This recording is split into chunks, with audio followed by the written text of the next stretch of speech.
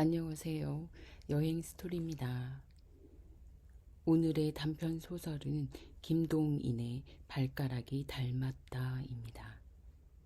발가락이 닮았다. 노총각 M이 혼약을 하였다. 우리들은 이 소식을 들을 때에 뜻하지 않고 서로 얼굴을 마주 보았습니다. M은 32살이었습니다. 세태가 갑자기 변하면서 혹은 경제 문제 때문에 혹은 적당한 배우자가 발견되지 않기 때문에 혹은 단지 조혼이라 하는 데 대한 반항심 때문에 늦도록 총각으로 지내는 사람이 많아가기는 하지만 32살의 총각은 아무리 생각하여도 좀 늦은 감이 없지 않았습니다. 그래서 그의 친구들은 여태껏 기회가 있을 때마다 그에게 책은 비슷이 결혼에 대한 주의를 하곤 하였습니다. 그러나 M은 언제나 그런 의논을 받을 때마다 속으로 매우 흥미를 가진 것이 분명한데 겉으로는 고소로서 친구들의 말을 거절하곤 하였습니다. 그러던 M이 우리의 모르던 틈에 어느덧 혼약을 한 것이외다. M은 가난하였습니다. 매우 불안전한 어떤 회사의 월급쟁이였습니다. 이뿔이 약한 그의 경제 상태가 그로 하여금 늙도록 총각으로 지내게 한 듯도 합니다. 그리고 이 때문에 친구들은 M의 총각 생활을 애석히 생각하여 장가들기를 권하는 것이었습니다. 그러나 나쁘는 M이 장가를 가지 않는데 다른 종류의 해석을 내리고 있었습니다. 의사라는 나의 직업이 발견한 M의 육체적인 결함. 이것 때문에 M은 30이 넘도록 총각으로 지낸다. 나는 이렇게 믿고 있었습니다. M은 학생 시대부터 대단한 방탕 생활을 하였습니다. 방탕이래야 금전상의 여유가 부족한 그는 가장 하류에 속하는 방탕을 하였습니다. 50전 혹은 1원만 생기면 즉시로 우동집이나 유곽으로 달려가던 그였습니다. 체질상 성욕이 강한 그는 그 불붙는 성욕을 끄기 위하여 눈앞에 닥치는 기회는 한 번도 놓치지 않았습니다. 친구들을 만날지라도 음식 한턱 하라기보다 유곽을 한턱 하라는 그였습니다. 질로는 모르지만 양으로는 세계의 누구에게든 그다지 지지 않을 테다. 관계한 여인의 수효에 대하여 이렇게 방언하기를 주저치 않으리만큼 그는 선택이라는 도정을 밟지 않고 집어세웠습니다. 20서너 살에 벌써 200명은 넘으리라는 것을 발표하였습니다. 33살 때는 벌써 괴승, 신돈이를 멀리 눈아래로 굽어보았을 것입니다. 그런지라 온갖 성병을 경험하지 못한 것이 없었습니다. 더구나 술이 억배요. 그 위에 유달리 성욕이 강한 그는 성병에 걸린 동안도 결코 삼가지를 않았습니다. 1년 360여일 그에게서 성병이 떠나본 적이 없었습니다. 늘 농이 흐르고 한 달 건너만큼 고환염으로서 걸음걸이도 거북스러운 꼴을 하여가지고 나한테 주사를 맞으러 오곤 하였습니다. 그러는 동안에도 50전 혹은 1원만 생기면 또한 성행위를 합니다. 이런지라 물론 그는 생식 능력이 없어진 사람이었습니다. 이 일을 잘 아는 나는 M이 결혼을 안 하는 이유를 여기다가 연결시켜가지고 그의 도덕심에 동정까지 하고 있었습니다. 일생을 빈곤한 가운데서 보내고 늙은 뒤에도 쓰라의 자식도 없이 쓸쓸하게 지낼 그.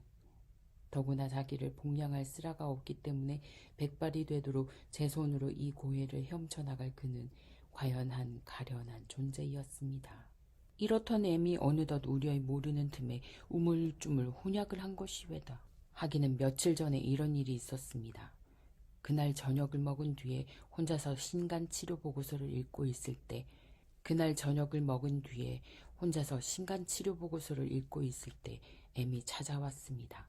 그리고 비교적 어두운 얼굴로서 내가 묻는 이야기에도 그다지 시원치 않은 듯이 입술에 대답을 억지로 하고 있다가 이런 질문을 나에게 던졌습니다. 남자가 매독을 앓으면 생식을 못하나? 괜찮겠지. 임질은? 글쎄, 고환을 옷과 사례로 하지 않으면 괜찮아. 고환은 내 친구가 한데 고환염을 앓는 사람이 있는데 고환은 옷과 사례로 하면 절대 불가능한가 양쪽 다 알았는데 그것도 경하게 알았으면 영향 없겠지. 가령 그 경하다 치면 내가 앓는 게 그게 경한 편일까 중한 편일까? 나는 뜻하지 않고 그의 얼굴을 보았습니다. 중하다 하기도 그만큼 중하게 앓은 뒤에 지금 그게 경한계냐 중한계냐 묻는 것이 농담으로밖에 들리지 않았으므로 M의 얼굴은 역시 무겁고 어두웠습니다. 무슨 중대한 선고를 기다리는 사람과 같이 눈을 푹 내려뜨고 나의 대답을 기다리고 있었습니다. 잠시 그의 얼굴을 바라본 뒤에 나는 어이가 없어서 아주 경한 편이지 이렇게 대답해버렸습니다. 경한 편? 그럼 이리하여 작별을 하였는데 지금에 이르러 생각하면 그 저녁의 그 문답이 오늘날의 그의 혼약을 이루게 하지 않았는가 합니다. M이 혼약을 하였다는 기보를 가지고 온 것은 T라는 친구였습니다. 그때는 마치 다 M을 아는 친구가 너댓 사람 모여 있을 때였습니다. 골동, 국보 하나 없어졌다. 누가 이런 비평을 가하였습니다. 나는 T에게 이렇게 물었습니다. 그래, 연애로 혼약이 된 셈인가요?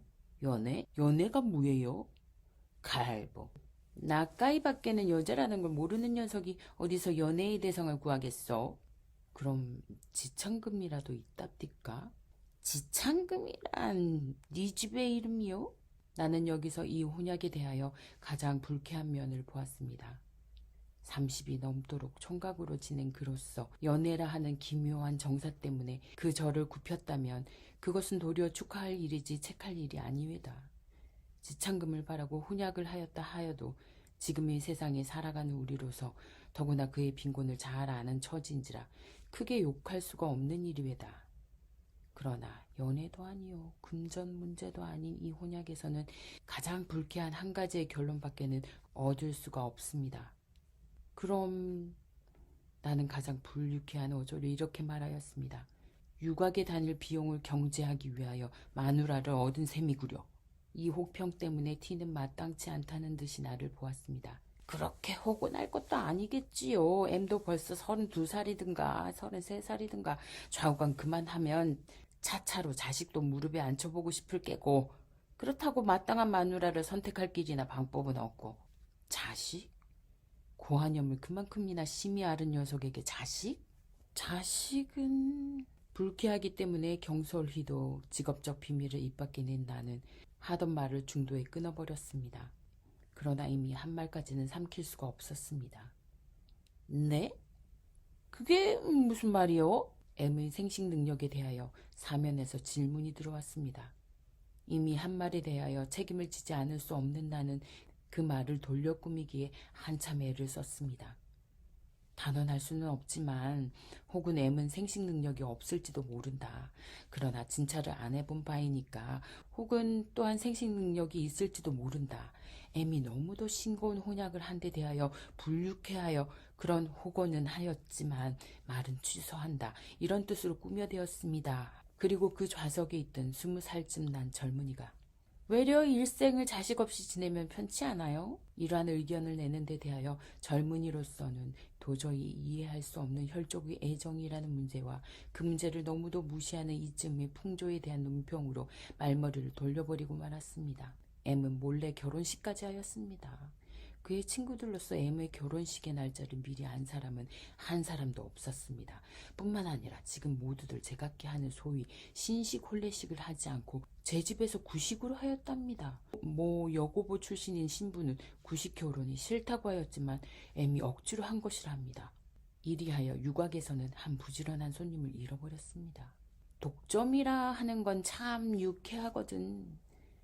결혼한 뒤에 M은 어떤 친구에게 이런 말을 하였다 합니다.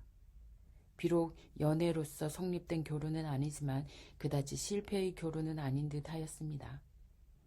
50전 혹은 1원의 돈을 내어 던지고 순간적 성욕의 만족을 사던 이 노총각이 꿈에도 생각지 못할 독점을 하였음에 그의 긍지가 적지 않았을 것이외다. 연애 결혼은 아니었지만 결혼한 후에 연애가 생긴 듯 하였습니다. 언제도 음침한 기분이 떠돌던 그의 얼굴이 그럴싸해서 그런지 좀 밝아진 듯 하였습니다. 복 받거라. 우리들 더구나 나는 그들의 결혼을 심축하였습니다. 처음에는 한낱 M의 성행위의 기구로서 M과 결합해 된 커다란 희생물인 그의 젊은 아내를 위하여 이것이 행복된 결혼이 되기를 축소하였습니다. 동기는 하여간 결과에 있어서 아름다운 열매를 맺어라. 너의 젊은 아내로서 한 개의 희생물이 되지 않게 하여라. 어머니로서 즐거움을 맛보게 하여라. 애의 일을 생각할 때마다 진심으로 이렇게 축소하였습니다. 신혼의 며칠이 지난 뒤부터는 애미 자기의 젊은 아내를 학대한다는 소문이 조금씩 들렸습니다.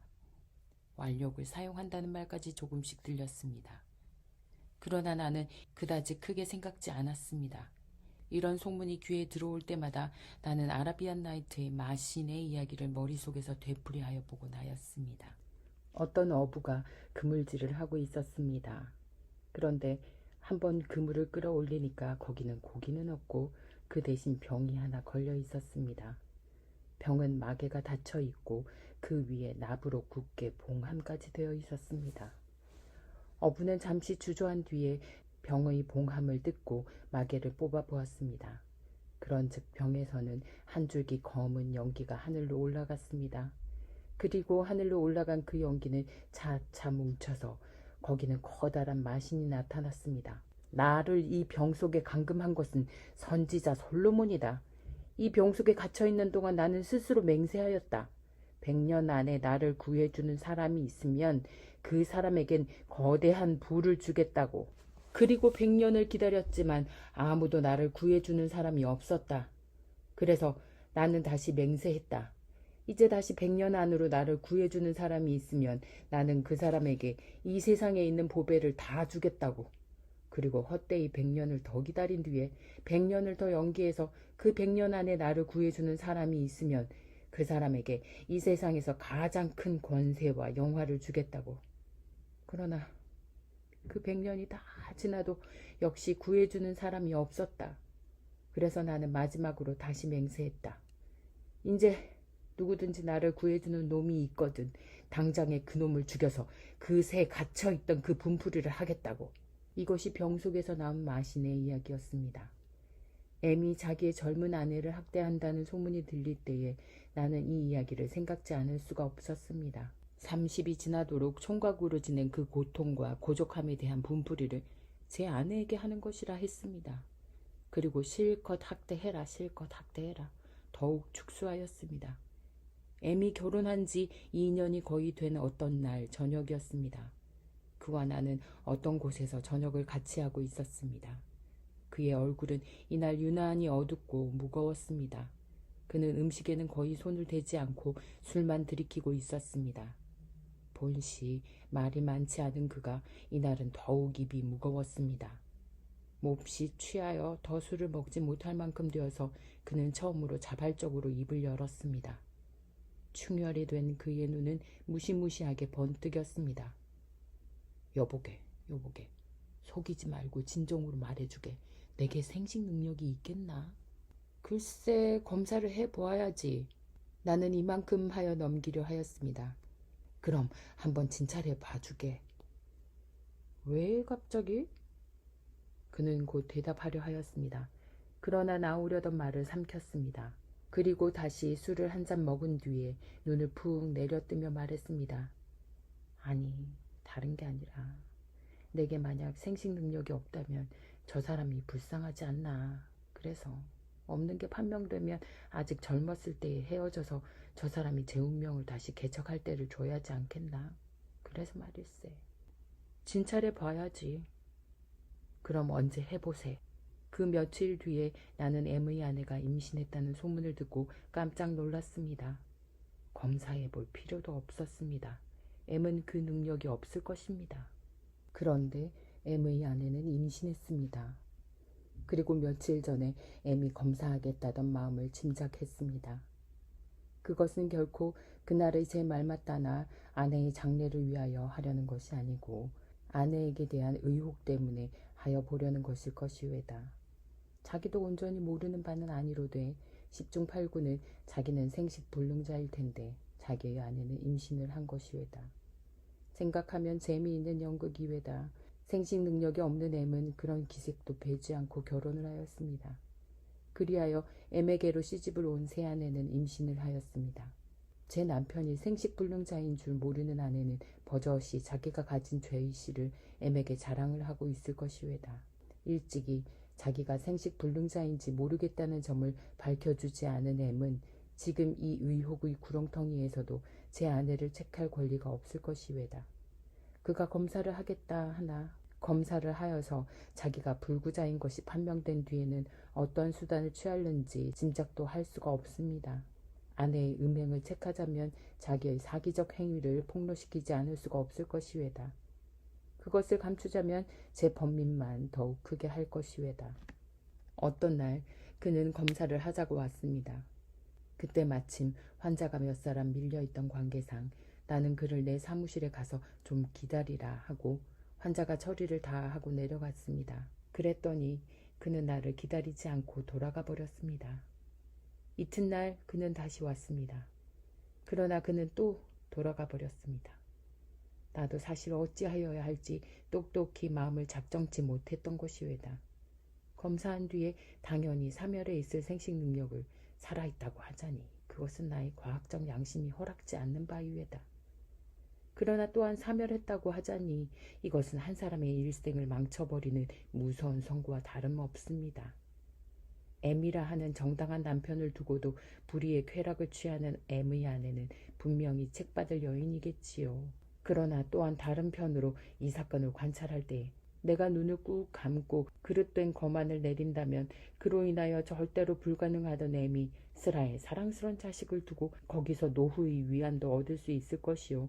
만사가 원만히 해결될 것이외다. 내가 자유로 선택할 수 있는 두 가지의 갈림길에 서서 나는 어느 편길을 취하여야 할지 판단을 주저하고 있었습니다. 이 문제가 4, 5일 뒤에 저절로 해결이 되었습니다. 그날도 역시 침울한 얼굴로 찾아온 M에게 대하여 나는 의리상 오늘 검사해 보자나 하니까 그는 간단히 대답하였습니다. 벌써 했네. 응? 어디서? 피병원에서. 그래서 그 결과는? 살았다네. 나는 뜻하지 않고 그의 얼굴을 보았습니다. 그것은 의외의 대답을 들은 때문이라기보다 오히려 살았다네 하는 그의 음성이 너무 침통하기 때문에 그럼 안심이겠네. 이렇게 대답하는 동안 나는 내가 하마터면 질 뻔한 괴로운 임무에서 벗어난 안심을 느끼는 동안에 피병원에서의 검안에 의외의 눈을 크게 뜨지 않을 수가 없었습니다. 내 눈을 만난 M의 눈은 낭패한 듯이 이리저리 돌아다녔습니다. 그리고 나는 그 눈으로 그가 방금 한 말이 거짓말이었음을 알았습니다. 그럼 왜 거짓말을 하였나? 자기의 아내 명예를 보호하기 위하여? 세상과 제 마음을 속여가면서라도 자식을 슬하에 두어 보기 위하여?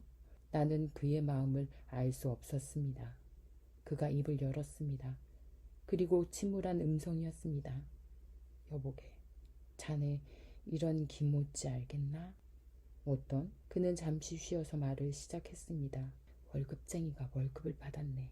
받은 즉시로 나와서 먹고 쓰고 사고 실컷 마음대로 돈을 썼네. 막상 집으로 돌아가는 길일세. 지갑 속에 돈이 몇 푼 안 남아 있을 것은 분명해. 그렇지만 지갑을 못 열어봐. 열어보기 전에는 아직도 꽤 많이 남아 있겠거니 하는 요행심도 붙일 수 있겠지만 급기야 열어보면 몇 푼 안 남은 게 사실로 나타나지 않겠나. 그게 무서워서 아직 있거니 스스로 속이네 그려. 쌀도 사야지, 나무도 사야지. 열어보면 그것 살 돈이 없는 게 사실로 나타날 테란 말이지. 그래서 할 수 있는 대로 지갑에서 손을 멀리하고 제 집으로 돌아오네. 김모찌, 그 김모찌 알겠나? 나는 머리를 끄덕이었습니다. 알겠네. 그는 다시 입을 봉하였습니다. 그러나 그때 나는 알았습니다. M은 검사도 하여 보지 않은 것이외다. 그는 무서워합니다. 그는 검사를 피합니다. 자기의 아내가 임신을 하였습니다. 그것은 상식으로 판단하여 물론 남편의 아이일 것이외다. 거기 대하여 의심을 품을 자는 하나도 없을 것이외다. 의심을 품을 필요도 없는 것이외다. 왜? 여인이 남편을 맞으면 원칙상 임신을 하는 것이 당연한 일이니까. 이 의심할 필요가 없는 일을 의심하다가 향그럽지 못한 결과가 나타나면 이것은 자작지얼로서 원망할 것이 없을 것이외다. 벌의 둥지를 건드리는 것은 어리석은 것이외다. 십중 팔구는 향그럽지 못한 결과가 나타날 검사를 M은 회피한 것이외다. 절망을 스스로 사지 않으려. 그리고 범민 가운데서도 끝끝내 인류의 희망을 붙여두려 M은 온전히 검사라는 위험한 벌의 둥지를 건드리지 않기로 한 것이외다. 그리고 상식으로 판단할 수 있는 자식에 대하여 억지로 애정을 가져보려 결심한 것이외다. 검사를 하여서 정충이 살아있다면 다행한 일이지만 사멸하였다면 시제 제 아내와의 사이에 생길 비극과 분노와 절망은 둘째 두고라도 일생을 스라에 혈육이 없이 보내고 노후에 의탁할 곳을 가질 가능성조차 없는 절망의 주위에 빠지지 않을 수가 없을 것이외다. 이것은 무서운 일이외다. 상식으로 판단할 수 있는 일을 거부하고까지 이런 모험 행위를 할 필요가 없을 것이외다. 이리하여 그는 검사를 단념했지만 마음에 있는 의혹부는 온전히 끄지를 못한 모양이었습니다. 그 뒤 어떤 날 그는 이런 이야기 저런 이야기를 하다가 이런 말을 했습니다. 자식은 꼭 제 아비를 닮는다면 좋겠구먼. 거기 대하여 나는 닮은 예를 여러 가지로 들어서 말하여 주었습니다. 그는 한숨을 쉬었습니다. 여인이 애를 베면 걱정일 테야. 아버지나 친할아버지를 닮는다면 문제가 없겠지만 외편을 닮거나 그렇지 않으면 아무도 닮지 않으면 걱정이 아니겠나. 그저 애비를 닮아야 제일이야. 나는 대답하였습니다. 글쎄 말이지. 내 전문이 아니니까 이름은 기억 못하지만 독일 소설에 이런 게 있지 않나. 아버지라나 하는 희곡말일세. 자식을 낳았는데 제 자식인지 아닌지 몰라서 번민하는 그런 이야기가 있지. 그것도 아버지만 닮으면 문제가 없겠지. 다 귀찮아. M의 아내가 아들을 낳았습니다. 그 아이가 반년쯤 자랐습니다. 어떤 날 M은 그 아이를 몸소 안고 병을 뵈러 나한테 왔습니다. 기관지가 조금 상하였습니다. 약을 받아가지고도 그냥 좀 앉아있던 M은 묻지도 않는 말을 이런 말을 하였습니다. 이놈이 꼭 제 증조부님을 닮았거든. 그래? 나는 그의 말에 적지 않은 흥미를 느끼면서 이렇게 응했습니다.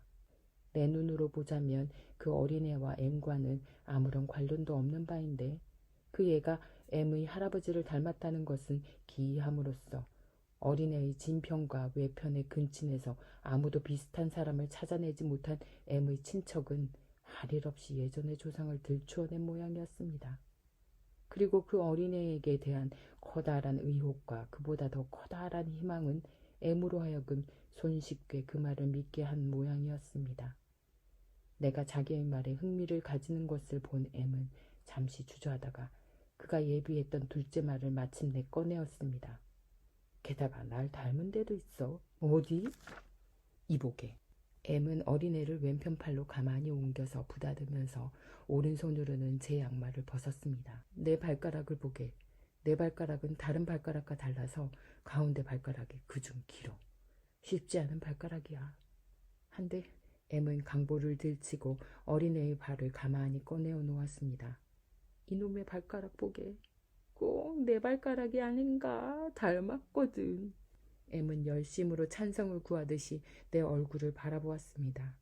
얼마나 닮은 곳을 찾아보았기에 발가락 닮은 것을 찾아내었겠습니까? 나는 M의 마음과 노력에 눈물겨웠습니다. 커다란 의혹 가운데서 그 의혹을 어떻게 하여서든 사겨보려는 M의 노력은 인생의 가장 요절한 비극이었습니다.